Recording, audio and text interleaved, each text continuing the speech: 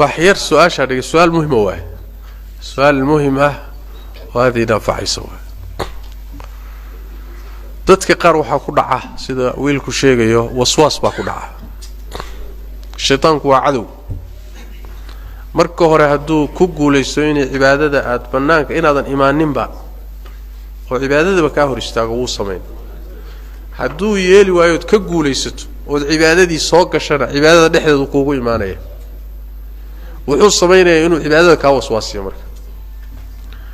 waswaasku wax way ruuxii wuxuu isleeyahay ku dhahaya shaydaanka ku dhahaya wuxuu ku leeyahay shay aan qabatay wuxuu ku leeyahay si sax ma u qabanin ee hadda sax soma waad weysiisatay wuxuu ku leeyahay weysadaada waxba ka khaldanaa marka saas dhihi waa run sax salaadii baad gashay Allahu akbar baad tiri wuxuu ku leeyahay Allahu akbar ta tiri kaale kaafka ama qalad ak agow kaafka ma dasixini bal ku noqo akbar marka hadana wuxuu ku leeyahay ma raacda hadana wax ka khaldanaya hadana ku noqo markale wuxuu ka soo ku leeyahay maya Allahu akbar waad kala goysay xiriiri Allahu akbar marba meel buu ka soo galay mar wuxuu ku leeyahay waxba ka soo tifqay neef baa dabada ka timid mar wuxuu leeyahay xubinkaaga taranka waxba ka soo baxay yaa weysidii baa ka jabtay dad far badan baa cudurkaasi ku dhacaa waana cudur khatar ah cudur halis ah ruux haduu ku dhaco dadka marka dambe wuxuu gaarsiiyaa waalasho junuun wuxuu gaarsiiyaa in cibaadadii intay ku adkaato marka dambe uu isaga tago cibaadadii iyo diinta ba isaga tago wuxuu gaarayaa heer aadan xamili kareeninba ma wadi kartid waana meeshuu doonayo shaydaanku inuu dadka gaarsiiyo waxa la rabaa marka waswaaska noocaas mar wuxuu ka bilaabayaa cibaadada iyo dahaarada iyo salaada marka laga tago mar tawxiidka iyo aqeedadu ka galaya sooma waka nabiga noo sheegay sallallahu alayhi wasallam uu ku iimaanaya markaas wuxuu ku leeyahay samada yaa abuuray Allah dhulka yaa abuuray Allah adiga ku abuuray Allah Allah yaa abuuray ku dhig sooma garan marka waxa tiraahdaa ilaahay baa rumeeyay waswaaskan iska xid maxaan u baahanahay marka waxaan doonayaa inaan dhowr idin siiyo talooyin oo dadka waxaas ku dhacay sida isaga daaweyn lahaayeen kow talada koobaad wax weeyaan horta ilaahay magangalkiisa iyo inaad ilaahay magangasho ku dadaal وإما ينزغنك من الشيطان نزغ فاستعذ بالله أعوذ بالله من الشيطان الرجيم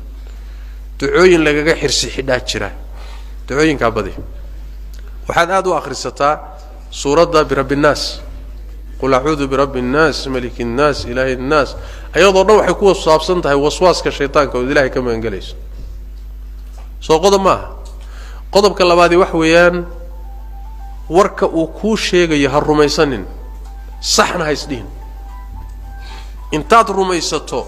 sax haysdin beeni waa qodobka ugu muhiimsan waa nabigaana inuu kula taliyay sallallahu alayhi wasallam warkiisa beeni wuxuu rasuulku sheegay sallallahu alayhi wasallam adoo salaad ku jiro ku iimaanaya dabadu ka afuufaya markaas uu ku leeyahay neef baa ka soo baxday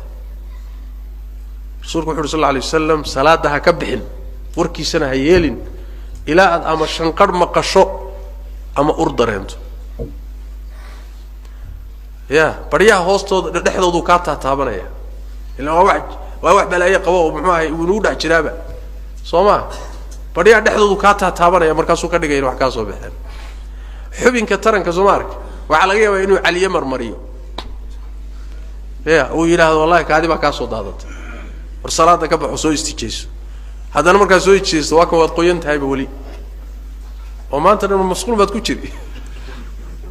saas daradeed nabigu kii waswaaskaas ku dhacay wuxuu yiri markaad marka soo baxdo musqusho soo istijeysato biyaha intaad qaado meeshan oo xubinka ku aadan maartay ku sayd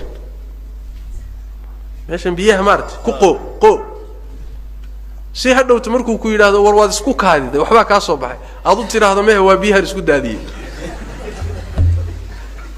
war waa beentaay biyahan anigu isku sayray way saad u dhaw Soomaaliga macna waxa laga wadaa ujeedadu tahay haddaad isdhaahdo waa runtii waxaan sax haddaad isdhaahdo meeshaa way meeshuu ku dhex fadhiyo waa saxdii buu haddana kula sii socon haddana wuu kula sii socon haddana wuu kusii durkin haddana wuu kusii wadi marka dambe diintu kugu adkaynayaa saas daraaddeed warkiisa rumaysanin soo kuma dhin waxbaa kaa soo baxay yeel ka dhe ka soco soo ma rumaynin hasixin soo kuma dhin salaadii ma xidhmin allahu akbar taadu ma xidhmin yeena xidhmin weligeed ka soco dadka qaar buu faatixada u dhex fadhiisanaya markaas maanta waxaad arkaysaa iyagoo ku hay alxamdu الحمد قال التحيات كل التحيات